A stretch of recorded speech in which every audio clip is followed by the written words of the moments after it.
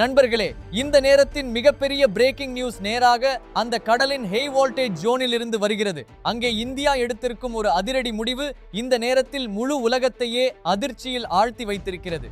Chabahar துறைமுகத்திலிருந்து Oman கடல் வரை பரவி இருக்கும் சுமார் 350 நாடிக்கல் மைல் பரப்பளவு கொண்ட முழு கடல் பகுதியையும் இந்தியா தனது கடுமையான கட்டுப்பாட்டுக்குள் கொண்டு வந்துவிட்டது.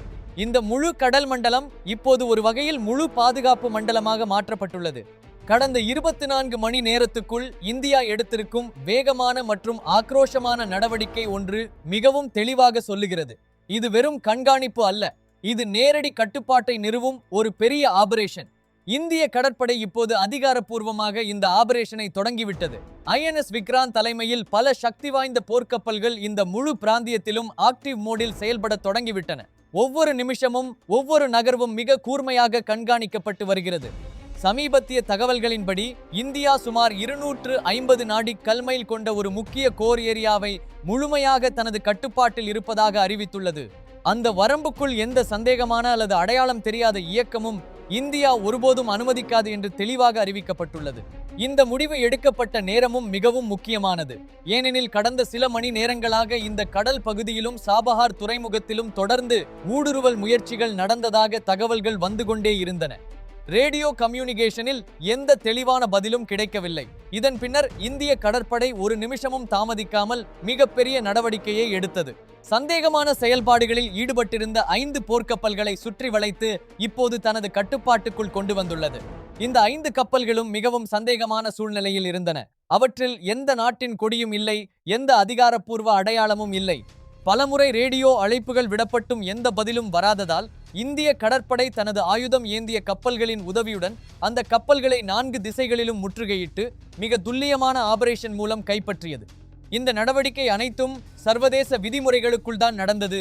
ஆனால் அதன் தாக்கம் இப்போது உலகம் முழுவதும் உணரப்படத் தொடங்கிவிட்டது. ஏனெனில் இது ஒரு தெளிவான சிக்னல். இந்தியா தனது கடல் நலன்களுக்கு எந்தவிதமான அச்சுறுத்தலையும் எந்தவிதமான நிச்சயமற்ற நிலையையும் ஒருபோதும் பொறுத்து கொள்ளாது. இந்த சம்பவத்தின் டைமிங்கும் மிகவும் முக்கியமானது. சமீபத்தில் சாபஹார் அருகே நடந்த வெடிப்புகள் இந்த முழு பிராந்தியத்தையும் மிகவும் சென்சிட்டிவாக மாற்றிவிட்டன. அதற்கு பிறகு இந்தியா ஹை அலர்ட்டில் இருந்தது. ஒவ்வொரு நகர்வும் மிகவும் நுணுக்கமாக கண்காணிக்கப்பட்டது. சந்தேகமான கப்பல்களின் இயக்கம் அதிகரித்தவுடன் இந்தியா இதை நேரடி பாதுகாப்பு அச்சுறுத்தலாக கருதி உடனடியாக பெரிய நடவடிக்கையை எடுத்தது. INS விக்ராந்த் மூலம் கடுமையான தாக்குதல்களும் மேற்கொள்ளப்பட்டன. இப்போது நிலைமை என்னவென்றால், சாபஹார் சுற்றியுள்ள முழு கடல் பகுதியும் இந்திய கண்காணிப்பு மற்றும் கட்டுப்பாட்டுக்குள் வந்துவிட்டது. கப்பல்களின் விசாரணை தொடர்ந்து நடந்து வருகிறது. டெல்லியில் இந்த முழு ஆபரேஷனை பற்றிய உயர்மட்ட கூட்டங்கள் தொடர்ந்து நடைபெற்று வருகின்றன.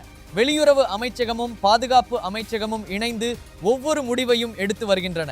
ஒவ்வொரு தகவலும் நேரடியாக பெறப்பட்டு அதன் அடிப்படையில் தீர்மானங்கள் எடுக்கப்படுகின்றன. இது வெறும் இராணுவ நடவடிக்கை மட்டுமல்ல, இது ஒரு முழுமையான ஒருங்கிணைந்த மூலோபாய ஆபரேஷன். இதில் இந்தியா இராஜதந்திரமும் இராணுவ சக்தியும் இரண்டையும் மிக துல்லியமாக பயன்படுத்தி வருகிறது. இந்த நடவடிக்கையின் அதிர்வு சர்வதேச அளவிலும் கேட்க தொடங்கிவிட்டது. ஆனால் இந்த சம்பவத்தின் நடுவில் ஒரு மிக கூர்மையான எதிர்வினையும் வெளிவந்துள்ளது. அது நேராக அமெரிக்க அதிபர் டொனால்ட் ட்ரம்ப் அவர்களிடமிருந்து வந்துள்ளது. இந்த நடவடிக்கையை பற்றி அவர் கடுமையான எதிர்ப்பு தெரிவித்துள்ளார். இந்தியாவின் இந்த ஆக்ரோஷமான நடவடிக்கை பிராந்திய பதற்றத்தை அதிகரிக்கும் என்று கூறப்பட்டுள்ளது. ஆனால் இந்தியா மிகவும் தெளிவாக பதில் அளித்துள்ளது. இந்த நடவடிக்கை முழுவதும் தனது பாதுகாப்பிற்காகவும் தனது மூலோபாய நலன்களை காப்பாற்றுவதற்காகவும் தான் எடுக்கப்பட்டுள்ளது என்று கூறியுள்ளது. இந்திய கடற்படை கைப்பற்றிய அந்த 5 கப்பல்களின் பின்னால் யார் இருக்கிறார்கள் என்பது இன்னும் தெளிவாக தெரியவில்லை. ஆனால் ட்ரம்ப் கூறிய இந்த கருத்துக்கு பிறகு பல விஷயங்கள் வெளிச்சத்திற்கு வரத் தொடங்கியுள்ளன.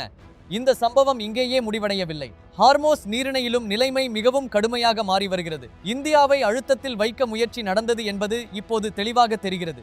ஆனால் கடந்த 24 மணி நேரத்தில் இந்தியா எடுத்த நடவடிக்கை உலகத்தையே அதிர்ச்சியில் ஆழ்த்திவிட்டது.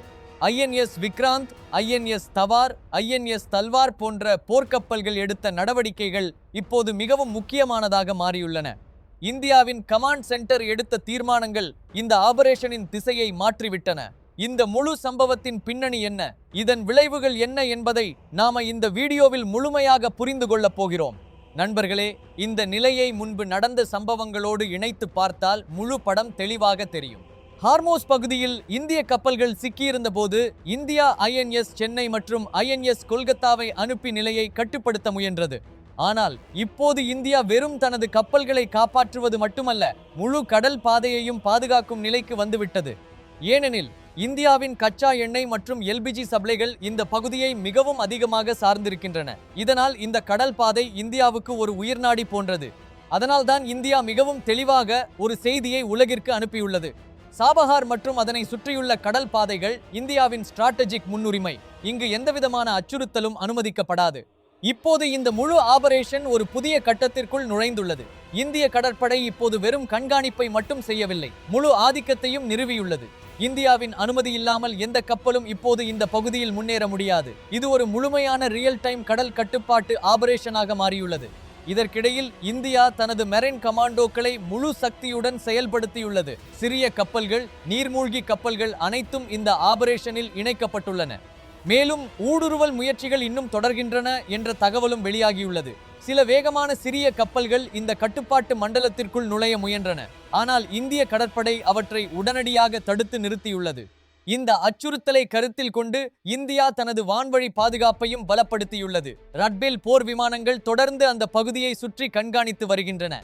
எந்த சந்தேகமான செயல்பாடும் உடனடியாக கண்டறியப்பட்டு நடவடிக்கை எடுக்கப்படுகிறது. இதனால் கடல், வான் மற்றும் மின்னணு கண்காணிப்பு ஆகிய 3 அடுக்குகளில் பாதுகாப்பு அமைப்பு உருவாக்கப்பட்டுள்ளது. டெல்லியில் இந்த சம்பவத்தை பற்றி தொடர்ந்து அவசர கூட்டங்கள் நடைபெற்று வருகின்றன. ஒவ்வொரு முடிவும் மிக கவனமாக எடுக்கப்படுகிறது. ஏனெனில் இதன் தாக்கம் ஒரு பிராந்தியத்திற்கு மட்டுமல்ல, உலகளாவிய அளவிலும் உள்ளது. இந்த சூழ்நிலையில் இந்தியா மிகவும் தெளிவாக ஒரு நிலைப்பாட்டை எடுத்துள்ளது. இது ஒரு தற்காப்பு நடவடிக்கை, தனது நலன்களை பாதுகாக்கும் நடவடிக்கை, யாருக்கும் சவால் விடுவது அல்ல, ஆனால் எந்த அச்சுறுத்தலையும் அனுமதிக்காத உறுதியான நிலைப்பாடு. இந்த முழு சம்பவத்தில் மிகப்பெரிய திருப்பம் என்னவென்றால், இந்தியா கடலுக்கு கீழே உள்ள அச்சுறுத்தலையும் கணக்கில் எடுத்துள்ளது. அதற்காக தனது நீர்மூழ்கி கப்பல்களையும் ஆக்டிவேட் செய்துள்ளது. இவை சோனார் மற்றும் ரேடார் தொழில்நுட்பத்தின் மூலம் கடலுக்கு கீழே உள்ள எந்த நகர்வையும் கண்காணிக்கின்றன. இதனால் எந்த மறைமுக அச்சுறுத்தலும் முன்கூட்டியே கண்டறியப்படும். நண்பர்களே, இப்போது நிலைமை மிகவும் தீவிரமாக உள்ளது. உலகம் முழுவதும் இந்த சம்பவத்தை கவனித்து வருகிறது. அடுத்து என்ன நடக்கும் என்பது மிகப்பெரிய கேள்வியாக உள்ளது. ஆனால் ஒரு விஷயம் மட்டும் உறுதி: இந்தியா இப்போது முழு கட்டுப்பாட்டில் உள்ளது. தனது நலன்களை பாதுகாக்க எந்த அளவுக்கும் செல்ல தயார் நிலையில் உள்ளது. இந்த ஆபரேஷன் ஒரு சாதாரண நடவடிக்கை அல்ல. இது இந்தியாவின் வலிமை, அதன் தீர்மானம், அதன் ஸ்ட்ராட்டஜிக் சக்தி ஆகியவற்றின் நேரடி வெளிப்பாடு. அடுத்த சில மணி நேரங்களும் நாட்களும் மிகவும் முக்கியமானவை. உலகத்தின் கண்கள் இப்போது இந்தியாவை நோக்கி இருக்கின்றன.